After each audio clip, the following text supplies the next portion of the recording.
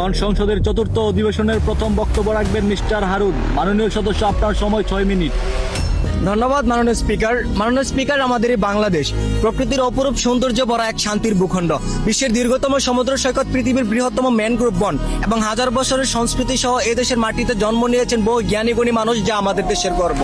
কিন্তু অত্যন্ত দুঃখের সাথে বলতে হয়, এই স্বাধীন সোনার দেশে আইনের অবহেলা থাকার কারণে আজ সাধারণ জনগণ ভালো নেই। মাননীয় স্পিকার, আজ আমি এদেশের সাধারণ জনগণের দুঃখ কষ্টের কথা তুলে ধরতে চাই।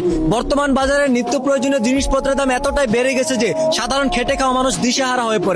চালের দাম, তেলের দাম, গ্যাসের দাম বাড়ে, কিন্তু সাধারণ মানুষের আয় বাড়ে না। এই অভাবে পরে দেশ ও জাতির উন্নয়নের আশা করা যায় না। মাননীয় স্পিকার, আজ দেশের হাজারো শিক্ষিত যুবক বেকার ঘুরছে। বাবা মা কষ্ট করে পড়াশোনা করায়, কিন্তু পড়াশোনা শেষ করার পরও চাকরি নেই। বিশেষ চাকরি করতে গেলেও যোগ্যতা চাই, আবার কিছু কিছু ক্ষেত্রে ঘুষ ছাড়া চাকরিও পাওয়া যায় না। যে দেশের মেধাবী যুবক বেকার থাকে, সেই দেশ কখনো পুরোপুরি ভাবে উন্নত হতে পারে না। মাননীয় স্পিকার, বর্তমান সামাজিক যোগাযোগের মাধ্যমে অপপ্রচার, প্রতারণা, কিশোর গ্যাংয়ের কার্যক্রম প্রতিনিয়ত বেড়ে চলছে। অল্প বয়সী ছেলেরা মাদক, সন্ত্রাস আর অপরাধের দিকে ঝুঁকে পড়ছে।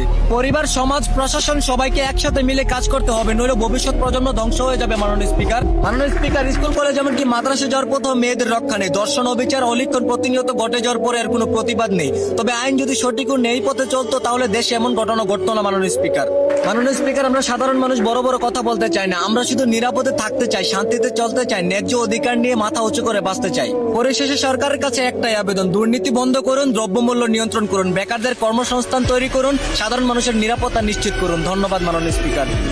সংসদে দ্বিতীয়বারের মতো বক্তব্য পেশ করবেন জনাব রাজউদ্দিন আহমেদ। মাননীয় সদস্য, আপনার সময় 2 মিনিট। ধন্যবাদ মাননীয় স্পিকার, আজ আমাদের দেশের সাধারণ মানুষের মনের কিছু কথা সংসদে তুলে ধরতে চাই। মাননীয় স্পিকার, এদেশ উন্নয়নের দিকে এগিয়ে যাচ্ছে, কিন্তু এখনো সাধারণ মানুষেরা নানা সমস্যা জীবনযাপন করতেছে। মাননীয় স্পিকার, সকল সমস্যার সমাধান হলো আইন। সুতরাং আইন যদি সঠিক ও ন্যায়ভাবে চলে, তবে দেশে শান্তি ফিরে আসবে। ধন্যবাদ মাননীয় স্পিকার।